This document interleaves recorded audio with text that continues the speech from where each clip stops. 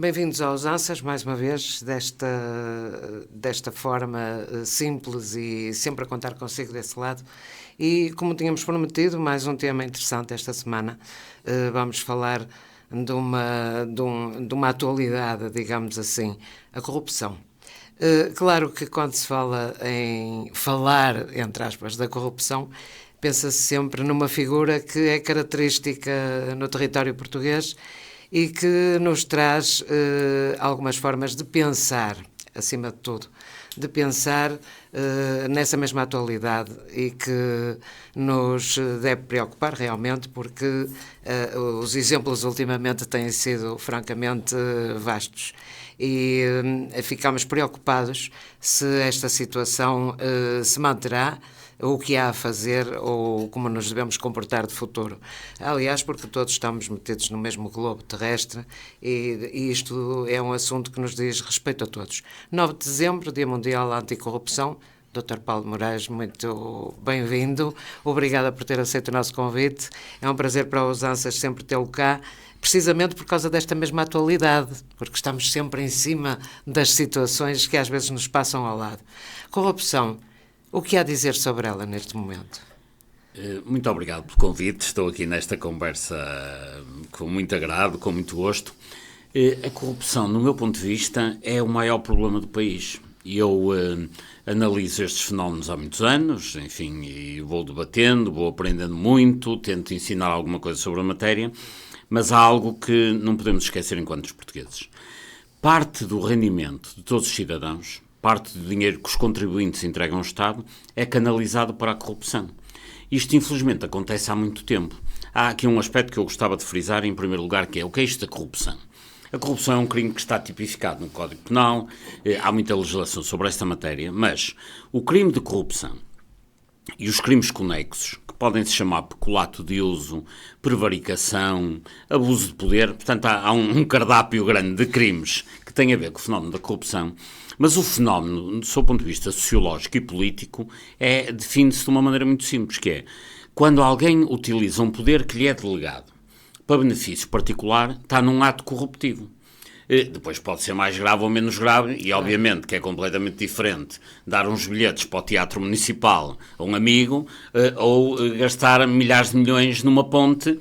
Obviamente a dimensão é diferente, mas o fenómeno é este. Sempre que alguém utiliza um poder que lhe é delegado, um poder público, ou através do voto, ou através de uma nomeação, para favorecer a família ou os amigos, está num ato corruptivo. E é isto que nós devemos combater. É claro que há bolsas de corrupção em toda a parte do mundo, até na Suécia, na Noruega, que são países limpíssimos, também há corrupção. Só que aí ela combate-se e tem consequências. O problema em Portugal é que há uma sensação de impunidade absoluta. Então o que acontece é que uma parte significativa dos impostos de todos nós, que pagamos diariamente no IVA, depois no IRS mensalmente, no IRC as empresas, etc. Uma parte significativa desses impostos é utilizado por quem está na administração pública e na política para favorecer determinado tipo de grupos económicos com o nosso dinheiro. E, portanto, essa corrupção fica-nos muito cara, com a agravante que, além de ser muita e muito cara, não tem qualquer punição e atua, digamos, de forma completamente impune. Neste momento em que estamos a falar, nós temos um governo na Madeira que caiu por casos de corrupção. Um governo na República, de António Costa, que caiu na sequência de uma série de casos de corrupção. E, curiosamente, estamos em campanha eleitoral e praticamente ninguém fala do assunto. É que o absurdo é que os políticos depois metem a cabeça na areia, como avestruz, e esquecem a realidade que deveriam discutir. Porque o que vai acontecer é que, a seguir ao dia 10 de março, vai haver eleições. Haverá naturalmente um novo Primeiro-Ministro, um novo Governo, e temo que ninguém trate este assunto como ele merece ser tratado. E merece ser tratado, sobretudo, a dois níveis. Ao nível da prevenção. Há que criar mecanismos públicos, e não são muito difíceis de criar, para evitar que o dinheiro do povo seja gasto na corrupção. Bom, e depois é necessário que funcionem mecanismos de controle que consigam punir os corruptos e recuperar aquilo que os corruptos nos levam. Dito assim, é muito simples. Na prática também seria muito simples se houvesse um conjunto de políticos com coragem para o fazer. Exato. Então isto quer dizer que estamos a falar da política da mesma forma que falamos da saúde? E repare, se nós olharmos para trás, e quem nos ouve que tenha mais de 30 ou 40 anos... Desculpe, deixe-me só dizer, porque talvez não me tenha feito explicar. Há a prevenção, há o tratamento... Eu percebi exatamente. Mas quem está a ouvir pode não ter percebido. Portanto, é o mesmo caso da saúde, não exatamente. É? Nós devemos ter a mesma atitude. Nós temos que atuar ao nível da prevenção, garantindo, desde logo, no Orçamento de Estado, que é o documento financeiro mais importante em Portugal, que não haja dinheiro a ser canalizado para a corrupção. E nós, neste momento, estamos em 2024, temos em execução um Orçamento de Estado que tem de despesas excepcionais 11 mil milhões de euros. É mais do que se gasta em educação, é quase tanto como se gasta em saúde. E esses 11 mil milhões de euros são fundamentalmente para duas atividades. Para empréstimos de médio e longo prazo, digamos, é a primeira, e para participação em empresas. Ora bem, quer num caso, quer noutro, e enfim, não vou aqui detalhar porque não temos tempo, quer num caso, quer noutro, é para pagar casos de corrupção. Neste momento em que estamos a falar, a entidade que mais dinheiro deve ao Estado português chama-se Parvaloren. Eu julgo que alguns dos que nos ouvem nem nunca terão ouvido falar deste nome. A Parvaloren é um bad bank, um mau banco, digamos, se pode traduzir, que tem os ativos tóxicos do BPN, do Banco Português de Negócios, que faliu em 2008, do BANIF, que faliu em 2014, 2015, alguns da Caixa Geral de Depósitos, ou seja, todos os empréstimos que estes bancos fizeram sem garantias correspondentes, acabaram por ser assumidos os prejuízos pelo Estado que os parqueou na Parvaloren. E, portanto, neste momento, a Parvaloren deve ao Estado português 5 mil milhões de euros. Mas não tem a ver com a falência do BPN em 2008. Só em 2023 o acréscimo desta dívida foi de 1.000 milhões de euros. Portanto, todos os anos os contribuintes estão a pagar impostos para pagar este tipo de corrupção, e falei naturalmente do Banco Português de Negócios, e que vai aumentando, e o grande problema é que nós estamos a pagar em 2024 a corrupção do BPN, que tem a ver com o final do século XX, princípio do século XXI, estamos já a pagar também, através de despesas extraordinárias do chamado Fundo de Resolução, que é público, o problema do BES, e no fundo estamos sempre a pagar a corrupção do passado, a corrupção do presente, a corrupção do futuro, não pode ser. E portanto, só para dar uma ideia, era empréstimos desta dimensão e depois aumentos de capital. E os aumentos de capital são habitualmente para empresas públicas, em que no fundo, aquilo vai tapar, desculpem a expressão, casos de incompetência. E, portanto, resumindo e concluindo, tudo isto nos fica muito caro. É claro que depois as consequências estão à vista. Estão à vista de duas formas. Por um lado, estão à vista na opinião pública. Enfim, como dizia há pouco, quem tiver mais de 40 anos e olhar um pouco para trás nos últimos 20 anos, ouviu falar de corrupção no Euro 2004, corrupção na Expo 98, corrupção no BPN, no BES, no BANIF e no BPP, corrupção na compra de submarinos, corrupção, etc, etc, etc. E já falei aqui de inúmeros exemplos. E o grande problema destes casos de corrupção é que são muitos e são muito caros. Cada um destes casos custa milhares de milhões de euros. Obviamente que depois isto tem uma consequência em termos dos rankings internacionais em que Portugal aparece. Só para ter uma ideia, nós, no chamado Índice de Percepção da Corrupção, que é publicado anualmente pela Transparência Internacional, que é uma organização a que eu continuo ligado e que tem sede em Berlim, portanto é publicado um ranking dos países em função das suas performances na transparência. Portugal está em 32º lugar. Dá a ideia que não é assim uma coisa muito grave, enfim, mas tem estado nos últimos anos 32º, 33º, 31º, não sai do sítio, só que em 2000 estávamos em 23ª posição. E, portanto, é um bocadinho diferente. Exatamente, nós somos o país que no mundo mais se degradou em termos de corrupção nos últimos 20 anos, se quiser. Isso é obviamente gravíssimo, porque isso não só é um indicador de que estamos mal a esse nível, como em termos do que será o desenvolvimento do país, estamos verdadeiramente comprometidos. Porque assim, se nós ocupássemos hoje a 23ª posição que tivemos em 2000, estaríamos na Europa a par da Irlanda. Ocupando a 32ª, a 33ª, a 31ª, portanto, esta ordem. Estamos a par da Grécia e da Espanha, que são também conhecidos por muitos casos de corrupção. Obviamente que isto vai-se projetar aonde? No desenvolvimento. Está provado, enfim, as universidades já se debruçaram sobre essa matéria, eu próprio tenho lido e também participado em estudos sobre isso, está provado que há uma forte correlação entre transparência e desenvolvimento. Portanto, não há países corruptos desenvolvidos, nem países desenvolvidos corruptos, não existe. Portanto, andam em sentido contrário. Portanto, quanto mais corrupção nós tivermos, menos desenvolvimento teremos no futuro. E mais, está também provado que na Europa, quer na Europa clássica, digamos, quer agora na Europa alargada a 27, que é aquela em que hoje vivemos, está provado que o fator de desenvolvimento que mais impacta por via da corrupção é justamente a saúde. Ou seja, os países na Europa, são todos obviamente desenvolvidos se comparados com o resto do mundo, os países da Europa que têm melhor saúde são aqueles que têm menos corrupção. Portanto, se nós queremos desenvolvimento, se queremos melhor saúde, se queremos melhor educação, se queremos mais rendimento, temos que combater a corrupção. Mas combater a corrupção fica caro. Não. Pelas razões que já indicou, não é? Pois, o grande problema é que, como a política está capturada pelos grandes negócios, é evidente que é preciso muita coragem para enfrentar os grandes grupos económicos que vivem da corrupção em Portugal. Quer dizer, nós temos muitos grupos económicos que vivem dos grandes negócios de Estado, das parcerias público-privadas rodoviárias, das obras públicas, dos negócios do ambiente, etc. De vez em quando vai arrebentando um escândalo na comunicação social, e ainda bem, para que se conheça, as consequências não são quase nenhumas, mas nós inevitavelmente estamos sempre a pagar isso.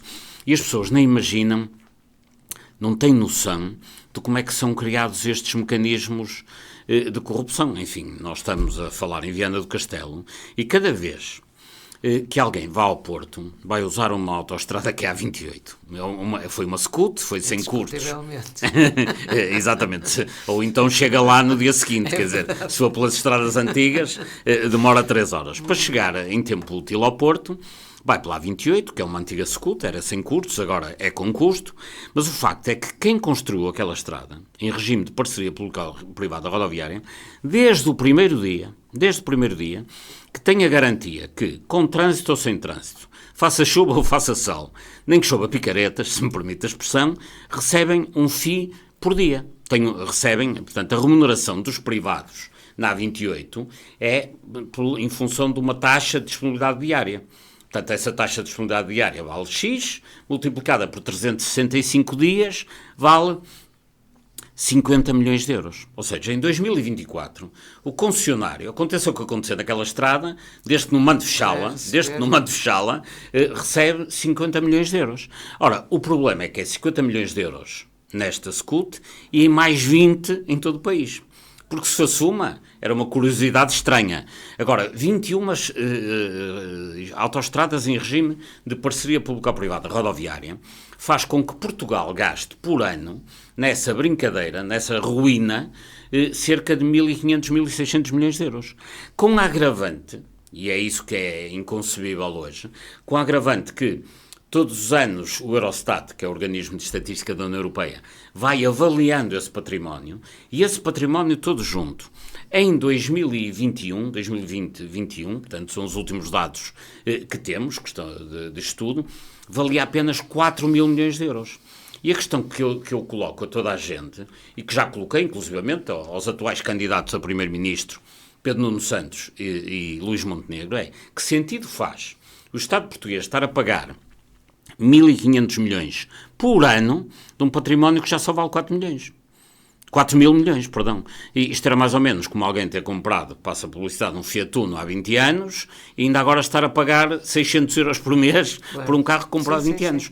E é assim que são geridos os dinheiros do Estado. E eu lamento que nem Pedro Nuno Santos, nem Luís Montenegro, que um deles será primeiro-ministro, enfim, como é mais do que evidente, se preocupe em explicar aos portugueses porque é que vai manter esta situação.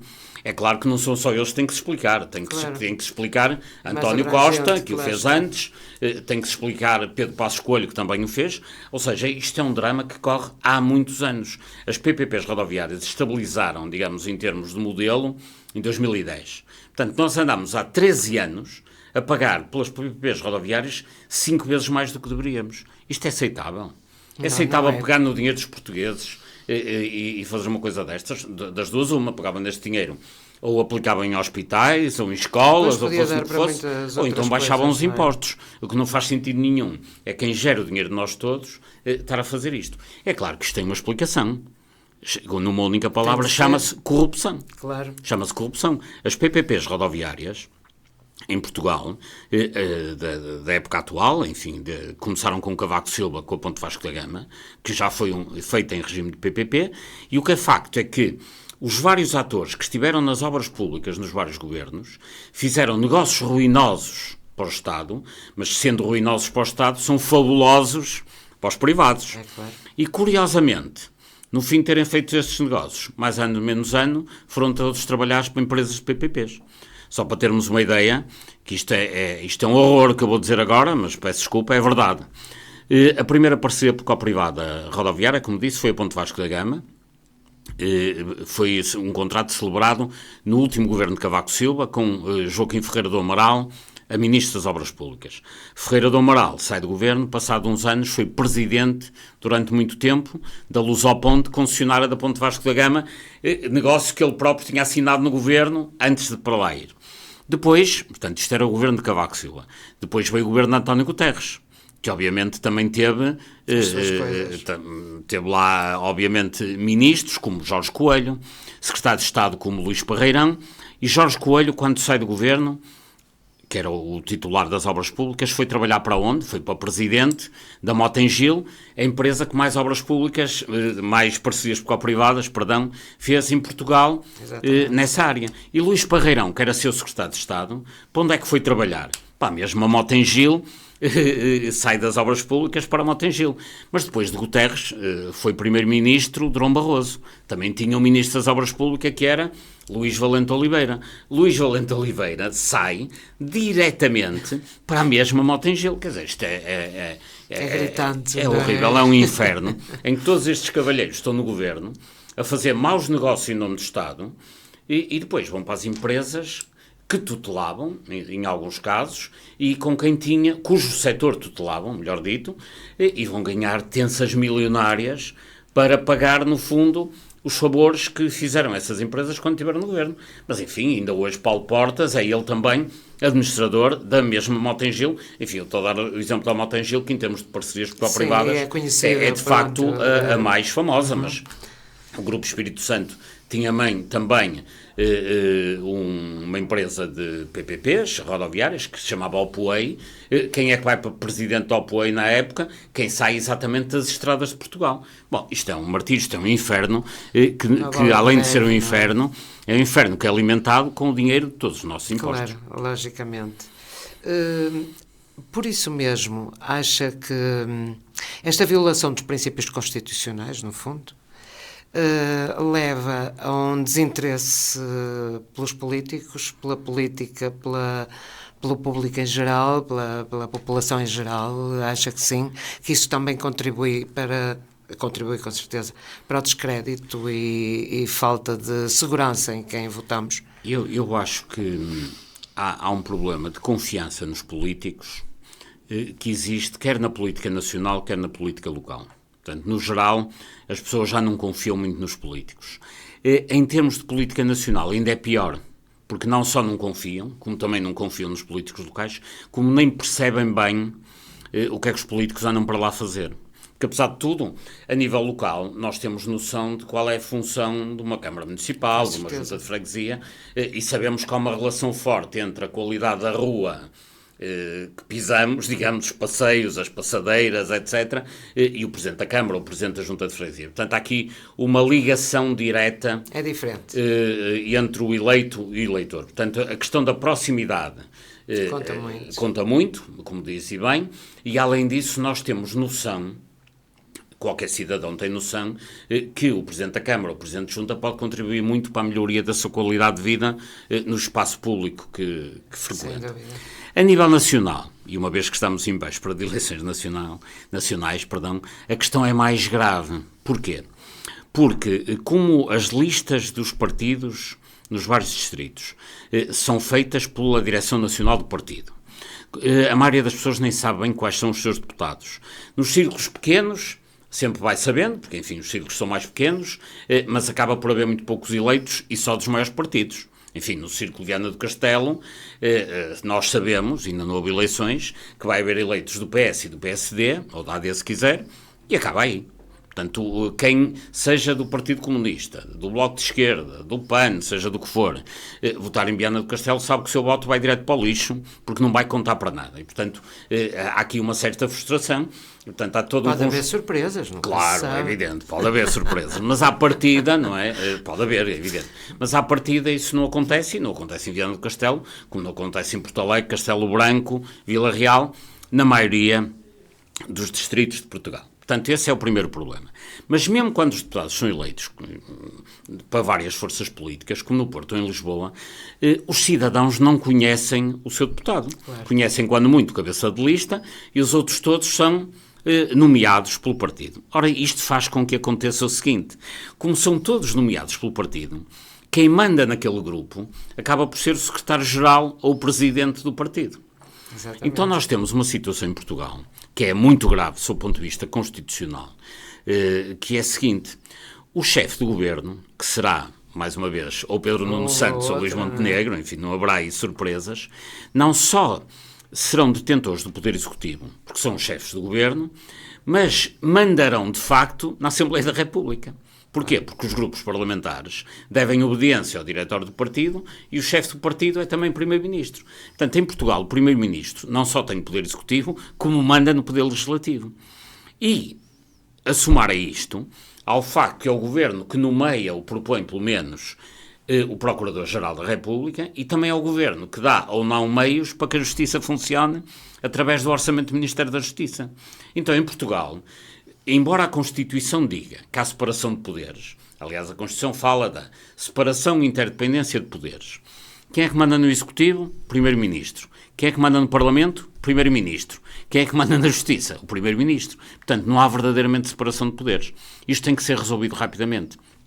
Porque, embora a maioria dos cidadãos não faça este tipo de reflexões, tem mais que fazer, como é evidente, não anda a fazer estas reflexões constitucionais, mas, no fundo, na sua sabedoria, o povo sabe que o Primeiro-Ministro manda em tudo. E, portanto, não há uma proximidade entre os eleitos e os eleitores. Porque, no fundo, quando nós tivemos eleições a 10 de março, o que a maioria das pessoas vão votar em função da sua preferência é votar de tal forma a que o governo a constituir seja de direita ou de esquerda, dependendo da preferência de cada um. Quando o que era necessário é que, numa democracia representativa, cada um de nós escolhesse uma pessoa para o representar politicamente à partida no Parlamento. Isso em Portugal não existe. Enquanto não houver uma mudança de sistema eleitoral que permita que cada um saiba quem é o seu deputado, e da mesma maneira que acontece, por exemplo, no poder local, eu, se tiver um problema com a construção de uma casa, sei quem é o vereador a que me devo dirigir. Se tiver um problema com os jardins, sei quem é o presidente da junta a que me devo dirigir. A nível nacional não acontece isso. A nível nacional, as pessoas não têm a quem se dirigir, porque ninguém sabe qual é o seu deputado. Claro. Todos sabem que há muitos deputados que têm um chefe que é o chefe do partido. Mas qual é o seu deputado? Eu vivo no Porto, não sei quem é o meu deputado. Eu, se tiver um problema, enfim, normalmente terá ter-se assuntos de outra forma e noutro contexto, na minha atividade pública. Mas um cidadão que queira juntar um conjunto de concidadãos para tratar de uma determinada causa, seja ela qual for, não sabe a quem se há de dirigir. Porque, de facto, o Parlamento, eu não tenho o meu deputado. Isso só se resolve, do meu ponto de vista, com uma mudança radical do sistema eleitoral que, mantendo a proporcionalidade, permita também que haja círculos uninominais em que, em Viana do Castelo, numa determinada parte do Porto, de Lisboa, enfim, em todo o país, eu possa ter o meu deputado com quem articulo em questões que têm a ver com o poder legislativo. Só aí é que o poder legislativo emanará, de facto, da vontade da população. Neste momento, é esta confusão que nós temos, que se tem agravado, até porque nos últimos anos, na última geração, se quiser, a população portuguesa passou toda para o litoral, então no interior praticamente já não há gente, já não há deputados, já não há representação, já não há nada. E isso... difícil, sim. Enfim, é uma situação que terá que se resolver, mas julgo que sem uma mudança do sistema eleitoral nós não iremos ter, de facto, uma vida política mais saudável. Exatamente. Na questão também, quem trata disto, que é a justiça, não é? Também teremos algo a dizer, mas isso fica para a segunda parte, está bem? Vamos ouvir a música que escolheu e voltamos a falar já daqui a pouco. Com certeza. FM. E cá estamos nós, de volta a esta conversa interessante, pedagógica, principalmente para que nós consigamos perceber e passar a quem nos ouve esta engrenagem, não é? Que no fundo é uma engrenagem complicada à partida, mas que no fundo acaba por ser simples. Complicada é o que nos fazem passar, não é? Exatamente. Isto é um bocado complicado, mas não é tanto assim. E por falar nisso, estávamos a falar há pouco de passar à questão da justiça. Como é que a justiça atua num caso destes em que uns fomentam isto, passam para aquilo, depois são diretores gerais e a coisa continua sem apelo nem agravo, não é? Sabe que a justiça, é difícil a também, justiça não é? dava todo um programa. Ai, Mas para fazer uma síntese, para ir, digamos, ao núcleo da questão, eu acho que para a justiça funcionar não é preciso muito, é preciso vontade política e intervir, no meu ponto de vista, a 3 níveis. O primeiro é simplificar a legislação. Simplificar a legislação que tem a ver com os crimes de colorinho branco. Isto porquê? Porque legislação que tem a ver com contratação pública, urbanismo, ordenamento de território, ambiente, enfim, as questões que têm a ver com muito dinheiro, toda essa legislação foi deliberadamente elaborada em grandes sociedades de advogados, e que tem nome, Vieira de Almeida, Cérvulo Correia, etc., e depois foram, digamos, carimbadas no Parlamento, mas foi nesses escritórios de advogados que esta legislação tomou corpo. Foi elaborada. Moraes Leitão, Cérvulo Correia, enfim, as maiores sociedades de advogados de Portugal, de alguma forma deram uma mãozinha aqui e outra ali na elaboração dessa legislação. E essa legislação tem 3 pecados originais. A primeira é que tem muitas regras para que ninguém perceba nada. Ou seja, é difícil de perceber pelo cidadão comum. Depois tem muitas exceções para favorecer determinados grupos, determinados lobbies, determinadas situações.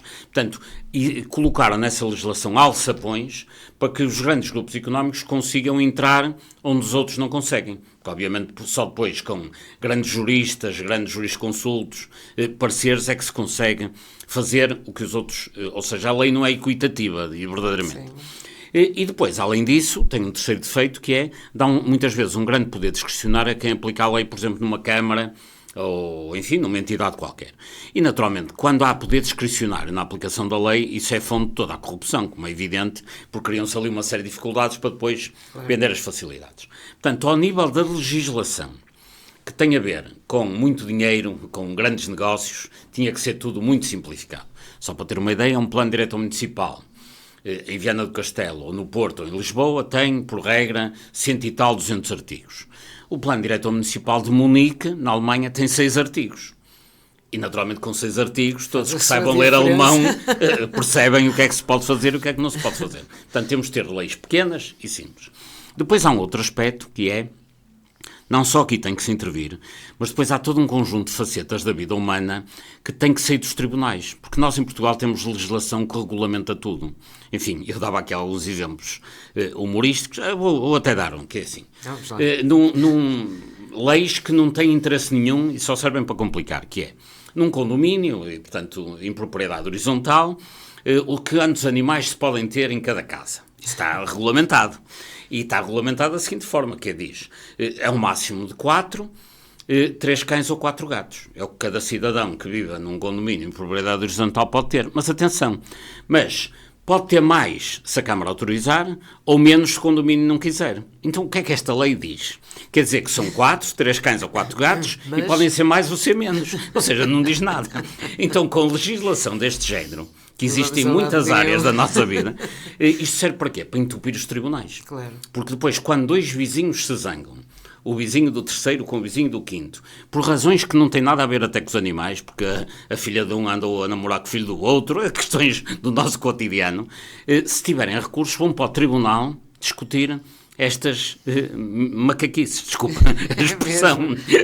E, portanto, há muita legislação deste tipo que só serve para entupir os tribunais. E, portanto, era necessário que todo um conjunto de facetas da nossa vida deixem de ir para os tribunais. Sejam resolvidos ou em julgados de paz, Temos de chegar aí forçosamente. ou em julgados de paz, que existem já em Portugal em muitos sítios, e resolvem normalmente este tipo de conflitos. E bem, portanto, tem que ser outro tipo de justiça, porque ninguém pode ir para um tribunal de primeira instância discutir assuntos de cães e gatos, e depois um ainda se zanga, ainda recorre, porque tem dinheiro, ainda vão para a relação discutir estas questões. Alonga-se, não é? E, portanto, também tem que simplificar aqui. todos os processos. Depois tem que se fazer.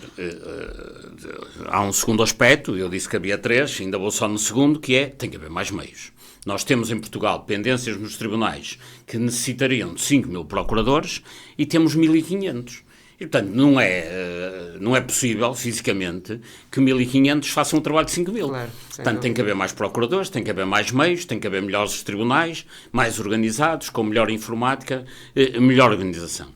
Depois há uma terceira vertente, que é, nomeadamente na questão da corrupção, tem que haver tribunais especializados nesta matéria, que atuam de forma rápida e que os cidadãos saibam em cada momento, o que apesar de tudo já acontece, por exemplo, na área da família, na área do trabalho também, que enfim, que são áreas que estão mais aceleradas, se quiser, na justiça, em que nós saibamos em cada momento quantos são os processos dos crimes de corrupção e conexos, aqueles que eu falava no início do programa, corrupção, tráfico de influências, peculato de uso, etc, etc. Saibamos quantos são os processos, quantas são as acusações, quais é que estão em julgamento, quais são as condenações e as absolvições, porque obviamente tem que haver condenações e absolvições, e sobretudo se saiba quanto é que se recuperou pela via deste tipo de processos. E neste momento não se recupera nada. Só para que as pessoas tenham noção.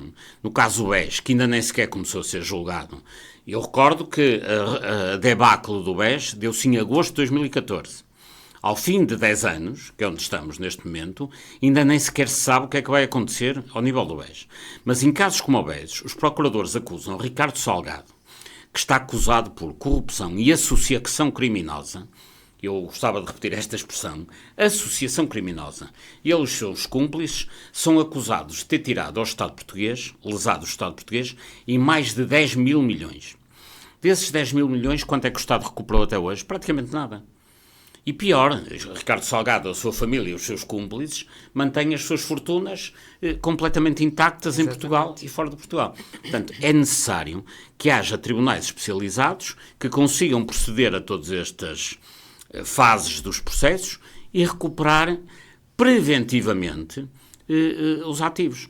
Isto, no fundo, nem sequer é muito difícil de se montar. É preciso ter coragem para, digamos, enfrentar esse conjunto de grupos que, obviamente, serão lesados a partir do momento em que se recuperem esses ativos. Mas, deixe-me dizer-lhe, em Portugal não se recuperam praticamente ativos. Os únicos ativos que... Existe uma boa lei de recuperação de ativos, uma excelente lei de recuperação de ativos. A Polícia Judiciária tem um gabinete de recuperação de ativos na sua direção anticorrupção, mas só recuperam ativos normalmente em quê? Quando há problemas em discotecas e donos de bares de alterna, etc., acabam por recuperar esses carros e depois acabam por colocá-los ou ao serviço até das polícias ou eventualmente até em algumas astas públicas vendê-los. Mas estamos a falar de migalhas. Pois. Nós precisamos é de recuperar estes milhares de milhões que vão sobretudo pela via da banca, pela via das grandes empresas de construção, e tem que ser recuperado mesmo em países da América Latina. Neste momento, a recuperação de ativos é uma atividade comum que a Justiça desenvolve. Em Portugal, nós devíamos ter, digamos, acesso na net, através de uma página da internet qualquer, saber quantos ativos estão a ser recuperados e como é que estão a ser geridos. Claro. Só para ter uma ideia, enfim, em São Paulo, para não ir mais longe, no Brasil, a Câmara de São Paulo tem uma direção, só para tratar do património que é capturado pela Justiça na sequência de crimes. E esse património é gerido pela Câmara de São Paulo e, no final, quando as pessoas são absolvidas, recuperam o seu património. Quando são condenadas, perdem o património. É tão simples como isto. Mas agora deixe-me que lhe pergunte, se calhar ingenuamente estou a fazer esta pergunta, mas há uns tempos assistimos à recuperação de obras de arte do Ricardo Salgado. inclusive de carros, etc. Não, e há alguma parte dos ativos... Para onde vai essa... Portanto, há um gabinete de recuperação de ativos e depois há um gabinete para gestão de bens. E imagino que os bens sejam bem geridos, quer dizer, nem estou a pôr a hipótese de não acontecer. O problema é que os ativos recuperados são... muitos casos face à dimensão. É assim, o próprio BES, minoria, não é? No próprio BES, e alguns bens ficaram no novo banco e alguns já foram vendidos. Pois. Não sabemos bem a quem, espero que não tenha havido aí também, digamos, moscambilha. Mas é que isto são processos, não estou de qualquer maneira a dizer seja o que for, mas faz-me confusão porque são processos que se iniciam, já foi recuperado isto, aquilo, aquele outro, mas depois esvai-se tudo no tempo. Sabe que o problema, eu falei de um caso... do BES, que custou 11 mil milhões, segundo os procuradores, ao Estado português. Normalmente, em cada ano, não são recuperados mais do que 200 milhões. Portanto, talvez 50 vezes menos. Claro. E ainda por cima, como os portugueses também não têm uma grande literacia de números, tanto faz ouvirem falar de 200 mil euros como 200 milhões, digamos, as pessoas baralham os números, e o que é normal, quer dizer, as pessoas não têm que estar atentas nem a andar de máquina de calcular a ver claro. A quantidade das vigarices que são feitas. Estar, Agora, aqueles que estão na justiça, que estão na judiciária, que estão no governo, têm que estar atentos, e a recuperação de ativos em Portugal é patética, quer dizer, é de uma dimensão patética, sendo certo que, como diz, de vez em quando há uma notícia aqui além que se recuperaram na altura é uma coisa, já se trocos. Recuperou, já ficou... São trocos. Pronto, há uma certa informação nesse sentido, mas que depois se esvai com o tempo e que nós perdemos a média. Também não estou interessada em governar a casa dos outros de maneira mas são nenhuma. trocos, são mas, trocos. Pois, nunca atingirá, não é? E é dinheiro que devia ser recuperado, claro. E é uma parte significativa, como acontece mais uma vez, dou o exemplo do Brasil, para que a Justiça tivesse mais meios para recuperar mais ativos. Também, estou a lembrar-me também de uma situação que um bocado delicada, mas que eu vou falar nela. João Berardo, eu conheço a coleção dele na Anadia, Mialhada, Cabos de Aliança. Não, Cabos de Aliança. Sim. Que eu olho para aquela coleção, por exemplo, do Bordal Pinheiro, e conheço o Museu Bordal Pinheiro em Lisboa, que o nosso amigo João Alpuim é o diretor. Sei. E vejo que no próprio museu não existe o que está na Mialhada. É impressionante. E ele foi, com todos os defeitos ou com todas as qualidades, não importa, estamos agora aqui a isolar e a pegar só no que está exposto. Ele tem lá peças verdadeiramente interessantes. Desde os cristais em tamanho bruto, uma coisa enorme, naquelas galerias das garrafas, que geralmente têm garrafas, e lá não há garrafas, há peças de arte, não é? Desde a recuperação da cerâmica de uma tribo que já, creio que já está extinta, há uma série de coisas que têm um valor incalculável. Eu, como mera espectadora e que gosto de ir às exposições e ver aquilo que se vai adquirindo ao longo dos anos, acho que está ali um trabalho extremamente interessante e que se podia ter tirado partido da situação, uma vez que ele já não é dono daquilo, não é? Porque está provado que não ele pode diz que só pagar, tem uma garagem, exatamente. Ele diz que só tem uma garagem. Partindo desse princípio, mas, justamente. Poderia ser administrado até em acordo com ele, porque no fundo, se não fosse ele, também não tínhamos aquilo. Uma própria coleção de quadros do Centro Cultural do Belém. Já não conheço, eu não conheço, nunca tive a oportunidade, já estive para ir para ver, mas não fui. E acredito que ele tenha um manancial de obras de arte extremamente boas e de um custo avultado. Portanto, o Estado vai ficar com essas peças com certeza, ou não? Eu imagino que não, porque é assim, num Estado mais eficaz ficaria, como é evidente, porque a partir do momento que João Berardo diz que só tem uma garagem, certamente que não pode reclamar por algo que não é dele. Agora, tinha que haver uma atuação forte e eficaz por parte do Estado, que o Estado português normalmente é fraco. O Estado português, aliás, de uma forma geral, é sempre muito forte com os fracos, não é? Perseguir os fracos, e muito fraco com os fortes. Isto também é um fator de desenvolvimento. O poder é assim. Mas é tanto mais assim, terrível. tanto pior, quanto menos desenvolvida é uma sociedade. Porque Claro, é assim... há aquela velha frase do que ainda há juízes em Berlim, não é? Que todos conhecem, e que tem a ver com o facto de que no momento em que havia um problema entre um moleiro que tinha um moinho e um imperador, ganhou a justiça. Portanto, ganhou o moleiro, ou seja, o juiz não se submeteu perante, digamos, o imperador. Ou o rei, não sei até qual era o nome na época. Portanto, o que é necessário é que a justiça atue de forma a defender a justiça e o Estado de Direito. Claro. No caso concreto de João Berardo, claramente a justiça atuou de cócoras perante o João Berardo. É claro que é sempre difícil. É delicado. Mas eu assisti em vários países fora de Portugal, em África, na América Latina, enfim, um caso que eu conheço melhor, porque tive até funções nessa matéria, na altura em representação do Conselho Europeu, Conselho da Europa, perdão. Na Tunísia, o Ben Ali era um presidente todo poderoso, e no momento em que ele caiu, na sequência da Primavera Árabe, portanto estamos a falar dos anos 2012, 2013, é por aí. Que não estão tão distantes Exatamente. assim, não é? O Ben Ali e a família saíram da Tunísia e ficaram com zero património na Tunísia. Ou seja, aquele país entendeu ficar com os bens todos que eram daquela família. Bom, depois o que aconteceu a seguir, umas coisas correram bem, outras correram mal, e não é este o tema da nossa conversa. Mas houve coragem para atuar com uma família que era uma família quase real naquele contexto. O que tem que haver é esta clareza, ou seja, quando nós falamos da família Salgado... Lá está a objetividade das leis, que há pouco estava a falar, e que baralham de certa maneira. Há muitas escapatórias e depois é difícil controlar estas situações, não é? E, sobretudo, tem toda a razão. Assim, nos dias de hoje não é compreensível em Portugal que a família Salgado continue a manter o património que tem. E assim, ninguém quer, obviamente, pena de morte para a família Salgado, claro, não é isso que estamos a falar. Queremos a justiça que atua no seu tempo, mas o património deveria ter sido, digamos, confiscado, arrestado preventivamente.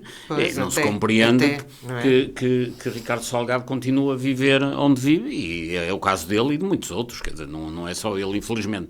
Pois, e eu acho que mesma, não é? a atuação da justiça tinha que ser muito mais determinada, nesta matéria e noutras, claro. Pois, exatamente, o problema é esse, a justiça. A camada jovem. Perante este quadro todo, hoje aparece um que prevaricou, amanhã aparecem 2 ou 3, levamos anos a assistir a estas situações que nos aparecem pela comunicação social e que às vezes mais bombásticas do que o que deveriam ser também em certos casos há assim um alarido institucionalizado que nos incomoda de certa maneira. Perante isto, a camada jovem ouve falar que atingimos um ponto de ruptura com certas coisas, deu-se o 25 de Abril, estamos agora a 50 anos de distância, e ficamos a pensar como é que justificamos perante esta mesma camada jovem, que amanhã é um eleitor, são eleitores, como é que a gente passa de um sistema de opressão e depende do ponto de vista, logicamente, mas não há ninguém que negue isso. Portugal evoluiu e muito até aos dias de hoje, felizmente. E como é que, com esta evolução toda, que seria previsível nós termos outra atenção perante estas falhas, se é que lhes podemos chamar falhas, como é que nós explicamos à camada jovem, olha, talvez vais melhor por ali, porque parece que depois aparece um senhor no dia seguinte a dizer mentiroso, ou vais por acolá porque é menos assim, e depois aparece outro a dizer, ele esqueceu-se de dizer que em tempos atrás, quer dizer, andamos nesta bola de ping-pong e não conseguimos dizer, olha, há ali caráter. Há ali um programa que nos defende e que, pelo menos, nos pode enganar menos. Já vamos por aí, não é? Sabe, eu tenho 2 respostas diferentes muito para essa bem, pergunta. Ótimo, isso é sempre uma boa saída. Não, mas 2 respostas diferentes em vetores, em dimensões distintas. A primeira é, como é que nós, que explicação é que a nossa geração tem para dar a um jovem de 18 e 20 anos para explicar como é que o país chegou a este estado? Não tem, não há desculpa. Não há desculpa para isto. É que nem nós que, nos assim, apercebemos, não há foi? desculpa. Foi tão rápido. Nós tivemos há 50 anos uma revolução e aqueles que eram, enfim, que já tinham alguma consciência disso e os outros leram, sabem que há um período pós-revolução que é necessariamente agitado. Uma revolução tem que ter agitação, senão não é uma revolução, é uma missa. Claro. Quer dizer, uma revolução tem que ser agitada. É uma sessão solene. Exatamente. Mas, portanto, eu imagino que de 74 a 84 houve 10 anos de grandes convulsões, o que eu acho normal quando há uma revolução e, portanto, não vou analisar esse período. Se formos ao início da República também chegamos à mesma conclusão. Esse período, digamos, entre 74 e o início dos anos 80 merece muita reflexão, mas sociológica, política e até histórica, mas enfim, não vou fazê-la aqui, que não é esse contexto. Mas a partir dos anos 80, quando entramos na Comunidade Económica Europeia, entramos em 86, recebemos imensos recursos da Europa para criar um conjunto de infraestruturas. Muitas delas estão aí bem, temos hoje água e saneamento como não tínhamos, temos hospitais que não tínhamos, temos escolas que não tínhamos. Exatamente. Enfim, houve realmente a aplicação de fundos comunitários, alguma muito bem feita, outra desperdiçada, outra completamente mal feita e muita corrupção também à mistura. Mas o que não se percebe é que ao fim de uma geração não tínhamos um país desenvolvido e com rendimentos adequados e com empregos, com empresas que criassem, digamos, possibilidade dos nossos jovens ficarem cá a trabalhar, etc, etc. Portanto, para isso não há desculpa.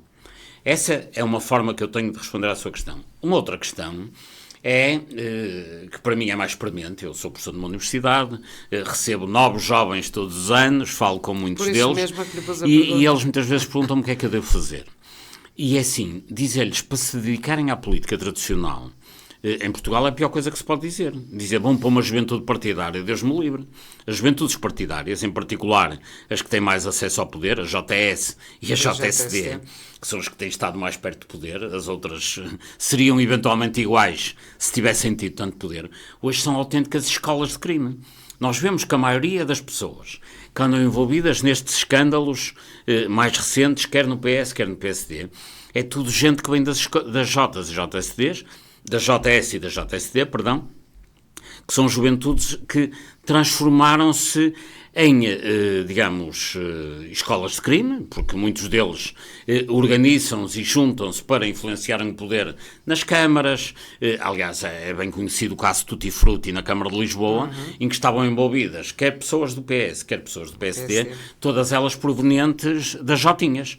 E estamos a falar de casos claros de corrupção e até de oferecimento de empregos por parte dos presidentes de junta do PS a jovens do PSD, de presidentes de junta do PSD a jovens do PS. Portanto, houve ali um tráfico de influências brutal, há de ser julgado e vamos ter verdadeira noção da dimensão deste problema de corrupção, mas até agora não temos. Mas uma coisa já sabemos, é gente que veio das Jotas, portanto, um jovem que fez o seu ensino secundário, tirou um curso numa qualquer faculdade, meteu-se numa Jota e acabou por ser inicialmente assessor, depois vereador, depois deputado, depois secretário de Estado e alguns chegaram a ministros. Portanto, hoje as juventudes partidárias acho até que deveriam acabar. Eu penso que a extinção das juventudes partidárias era um ato de higiene pública, porque na sua essência só servem para, digamos, como plataforma de obtenção de empregos, como para, enfim, são os ninhos, na área metropolitana do Porto e de Lisboa, em algumas organizações, alguns plenários concelhios das organizações de juventude, as pessoas que lá estão são praticamente as mesmas que depois estão na empresa municipal de obras públicas ou de habitação, e depois uma pessoa entra numa empresa municipal e parece que está na sede do partido e vice-versa. Portanto, isto tem que acabar. E as Jotas foram, de facto, nos últimos tempos, quem permitiu carrear um manancial de carreiristas, que viram ali uma forma de obter bons empregos, com a agravante que a maioria deles não sabe fazer nada. Depois há esse problema, não é? São colocados nas autarquias e até na administração central e não sabem fazer nada a não ser organizar comícios.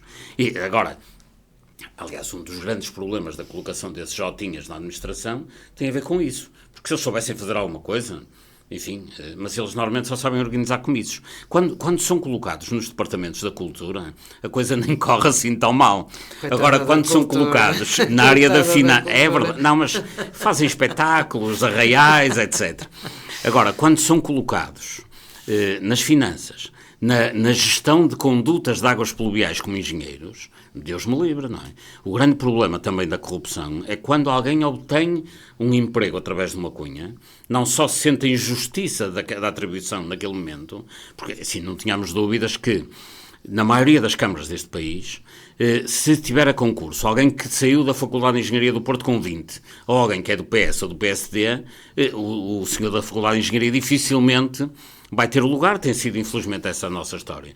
O problema é que depois estes incompetentes são colocados nos locais e tomam decisões durante 20 anos. Normalmente más decisões. É por isso que muita da gestão pública é má, porque as pessoas que decidem são incompetentes e estão lá através da via partidária. Atenção que isto acontece nas câmaras, acontece nas direções dos hospitais, acontece nas administrações regionais na área da educação e até da economia, e temos que nos libertar disto de uma vez por todas, porque nós precisamos de uma administração competente e, de certeza, a competência não se obtém no seio das Jotas. Mas, em síntese, eu acho que o ideal para se dizer hoje um jovem faz política em toda a parte, menos nos partidos tradicionais que estão muito inquinados e que têm que ser, obviamente, também esses corrigidos. Poderiam ser injetados com esta gente jovem para até ganhar outra... Eu acredito que os ar, partidos tradicionais, aqueles que estão no regime desde o início, aqueles mais clássicos, serão recuperáveis. Mas vai ser difícil porque estão coisas muito enraizadas, não é? E os partidos estão em estado de coma. E esses partidos mais tradicionais estão, de facto, num estado muito comatoso, estão moribundos no que diz respeito à democracia, quer interna, quer depois ao efeito que isso tem na democracia do próprio país. Exatamente. Dr. Paulo de Moraes, foi ótima esta conversa, extremamente esclarecedora. Era já para ter acontecido há algum tempo atrás, não houve grandes condições. De qualquer das formas, estamos perto de uma data icónica, não é? Que é sempre a das eleições, e acho que por aqui se fez algum esclarecimento.